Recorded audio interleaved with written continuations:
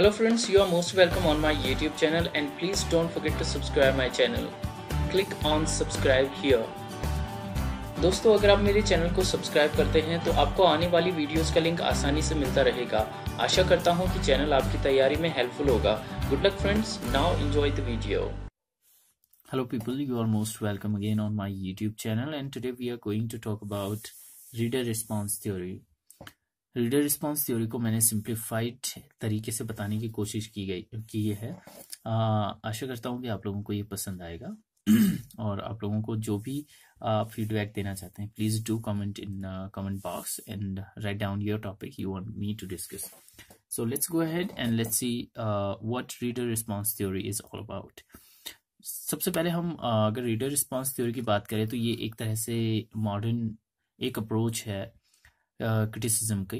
तो अगर हम बात करें कि ट्रेडिशनल क्रिटिसिज्म की, तो ट्रेडिशनल क्रिटिसिज्म को हम इससे अगर कंपैरिजन करते हैं रीडर रिस्पॉन्स थ्योरी से तो हमें ज़्यादा बेटर समझ में आएगा कि क्या है। दो चीज़ें इसमें पहले क्लियरली है कि रीडर और रिस्पॉन्स, कि रीडर का रिस्पॉन्स कुछ होगा इसमें। चलिए आगे बात करते हैं। यहाँ पे ट्रेडिशनल क्रिटिसिज्म की अगर हम बात करें तो हर क्रिटिसिज्म का एक जो हम बोलें कि एक वर्ड होता है, उसमें एनालाइज हम करते हैं। ऑलराइट, अब हम किन चीज़ों को ट्रेडिशनल क्रिटिसिज्म में एनालाइज करते हैं? हम ऑथर को एनालाइज करते हैं, ऑथर कौन है, कहाँ से है, क्यों है, उसका बैकग्राउंड हम एनालाइज करते हैं और किस उसका जो कंटेंट है जो लिखा गया है उसमें, ठीक है, कंटेंट इन द टेक्स्ट, जो भी टेक्स्ट हमारे पास है, प्रोज है, पोइट्री है, नॉवल है, कोई सी चीज़ है, ठीक है, उसको हम देखते हैं। द फॉर्म, द जेनर, कौन से जेनर है, किस तरह से लिखा गया है। अब इसका क्या कनेक्शन है इसके साथ में? ये ठीक ऑपोजिट है। जब हम रीडर रिस्पॉन्स की बात करते हैं तो हम इन चीज़ों को अवॉइड करते हैं, इनको अलग रख सकते हैं। अब यहाँ पर कुछ टर्म्स हैं इसके लिए और कुछ इससे रिलेटेड कुछ राइटर्स हैं। अगर हम इसे सिंपली एक उसमें कहें, एक सिंपल एक लैंग्वेज में कहें, बहुत इसे क्रिटिकल ना बनाए, तो हम सिंपली ऐसा कहेंगे कि हम जब किसी टेक्स्ट को पढ़ते हैं तो हम बाकी चीज़ों को, ऑथर को एक साइड कर लेंगे और उसका बैकग्राउंड एक साइड कर लेंगे। हम सिर्फ टेक्स्ट को देखेंगे कि इस टेक्स्ट का हमारे लिए क्या मीनिंग है, या जब मैं इसको पढ़ता हूं तो मुझे क्या फील होता है उस टेक्स्ट के बारे में, या उस टेक्स्ट का मेरे लिए क्या मतलब है। बस सिंपल सा इतना मुझे टेक्स्ट को फोकस करके देखना है। एक जैसे कॉन्सेप्ट है इम्प्लाइड रीडर का, यहाँ पर मैंने लिखा हुआ है, ये वुल्फगैंग इसा कि जरा इसको it was propounded by Wolfgang Isler. So he told that there is a concept of implied reader, a reader who is capable of modifying the meaning of the text. कि उन्होंने कहा कि जो एक इम्प्लाइड रीडर, उन्होंने implied reader की बात की। जब हम रीडर रिस्पॉन्स थ्योरी की बात कर रहे हैं तो हम एक रीडर की बात कर रहे हैं। रीडर किसका है? जो किसी टेक्स्ट का एक रीडर है, ठीक है। जब हम किसी टेक्स्ट को पढ़ते हैं तो उसके लिए हम उसको क्रिटिसाइज कर सकते हैं, हम उस चीज में से कुछ अच्छी चीजें, कुछ बुरी चीजें की बात कर सकते हैं, ठीक है। सिर्फ टेक्स्ट को लेके only we will consider only text, not the author, the background, the content in the text, not form, no genre, just the text. okay, जैसा कि मैंने यहाँ पे कहा कि एक कॉन्सेप्ट है इम्प्लाइड रीडर की। अगर इम्प्लाइड रीडर कौन है? इम्प्लाइड रीडर सिंपली वो है एक ऐसा रीडर टेक्स्ट का कि जो कि मॉडिफाई कर सकता है मीनिंग ऑफ द टेक्स्ट को। दूसरा यहाँ पर मैंने जो यहाँ पे इम्पोर्टेंट ऑथर लिखे हुए हैं, नॉर्मन हॉलैंड, जो रीडर रिस्पॉन्स थ्योरी से बिलोंग करते हैं, उनमें से स्टैनले फिश, वुल्फगैंग इसा, हेंस रॉबर्ट जॉस और Rollin bath Holland. Norman Holland ने एक बुक लिखी, the nature of literary response, 5 reader response, ठीक है। यहाँ पे 5 रीडर रिस्पॉन्स का मतलब ये था कि उन्होंने एक टेक्स्ट 5 लोगों को दिया। अब 5 लोगों ने उस टेक्स्ट को लेके अलग अलग तरह से रिस्पॉन्स किया, ठीक है। And all those were implied reader, जो कि इनका जो वुल्फगैंग इसर का था एक आइडिया इम्प्लाइड रीडर का। तो जो 5 थे उनका एक अलग अलग क्या रहा, हर टेक्स्ट के लिए उन्होंने कहा कि उनके जो रिस्पॉन्स थे वो अलग अलग थे एक सिंगल टेक्स्ट के लिए। तो तब हम ये मान सकते हैं कि तब से ये आइडिया, वैसे तो अगर हम इसको एक तरह से क्रोनोलॉजी देखें तो आई रिचर्ड्स की 1929 में प्रैक्टिकल क्रिटिसिज्म से इन चीज़ों की शुरुआत हुई थी।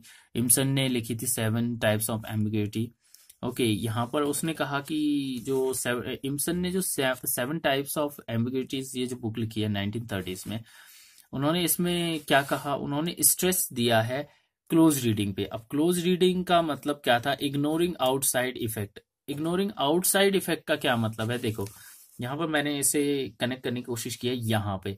तो आउटसाइड इफेक्ट मतलब ऑथर, उसका background, content of the text form जाना, ठीक है, जो मैं आपको पहले भी बता चुका हूँ। इन चीजों को उन्होंने इग्नोर किया। अब आप देखोगे कि प्रैक्टिकल क्रिटिसिज्म, या हम इसको देखें इमसन का देखें, या नॉर्मन हॉलैंड देखें, नॉर्मन हॉलैंड का जो है यहाँ पर उनका जो आइडिया है, जो 5 रीडर रिस्पॉन्स थ्योरी, रिस्पॉन्स, उन्होंने एक बुक लिखी यहाँ पे ना। तो different literary experience of the same book, एक सेम टेक्स्ट का 5 स्टूडेंट को उन्होंने दिया, सबका एक डिफरेंट लिटरेरी एक्सपीरियंस था। इससे क्या मतलब निकलता है कि जो टेक्स्ट है उसका भी खुद में एक इम्पोर्टेंस है, ठीक है। वो अब खुद हम एक ही बुक को अगर हम 5 लोग पढ़ते हैं तो 5 लोगों का जो एक्सपीरियंस होगा उस बुक के साथ में वो डिफरेंट होगा, डिफरेंट तरह से हम उसको फील करते हैं। तो यही एक तरह से ये रीडर रिस्पॉन्स थ्योरी है कि जिसमें कहा जाता है कि अगर हम किसी बुक को एनालाइज करते हैं, क्योंकि हम जब भी क्रिटिसिज्म करते हैं तो हम एनालाइज करते हैं, जब हम एनालाइज करते हैं किसी को तो हम इन चीजों को छोड़कर सिर्फ टेक्स्ट पे फोकस होके, ignoring outside effect, okay, and then we can analyse the book और the text also. This is reader response theory. इस तरह से रीडर रिस्पॉन्स थ्योरी है, ठीक है। जैसे लुइस रोजन ब्लैट के बारे में मैंने यहाँ पे लिखा हुआ कि उन्होंने कहा कि लिटरेचर एज एक्सप्लोरेशन इन 1938, ये उनकी बुक है। उन्होंने कहा कि कोई भी इवेंट है, पर्टिकुलर रीडर है और किसी टेक्स्ट का, तो उसका एक डिफरेंट, एक फिर से वही बात आ जाती है, एक डिफरेंट एक लिटरेरी एक्सपीरियंस उसका होगा। तो कोई भी इवेंट जो होता है वो पर्टिकुलर रीडर का उस टेक्स्ट के साथ में पर्टिकुलर टाइम में, यहाँ पे एक और वर्ड था उसको मैंने लिखा नहीं, हाँ, इसको आप कह सकते हैं पर्टिकुलर टाइम पे, ओके, ऑन पर्टिकुलर टाइम। तो यहाँ पे ये एक तरह से आपका इक्वेशन है कि एक जो इवेंट होता है वो एक पर्टिकुलर रीडर के लिए, एक पर्टिकुलर टेक्स्ट के साथ में, एक पर्टिकुलर टाइम के लिए एक अलग होता है। तो इस तरह से हम इन चीजों को छोड़कर भी हम डायरेक्ट टेक्स्ट पे आ सकते हैं और टेक्स्ट को हम एनालाइज कर सकते हैं बिना इन चीजों के।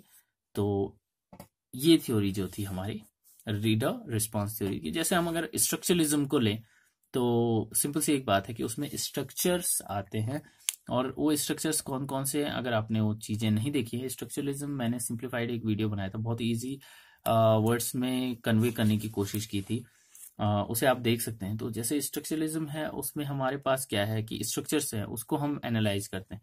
रीडर रिस्पॉन्स थ्योरी में हम डायरेक्टली टेक्स्ट पे आएंगे, इन चीजों को छोड़ देंगे। Alright, so hopefully you like this video, and if you liked, please do share this video with your friends in groups. Thank you and good luck for your exam. Bye bye, see you in next video.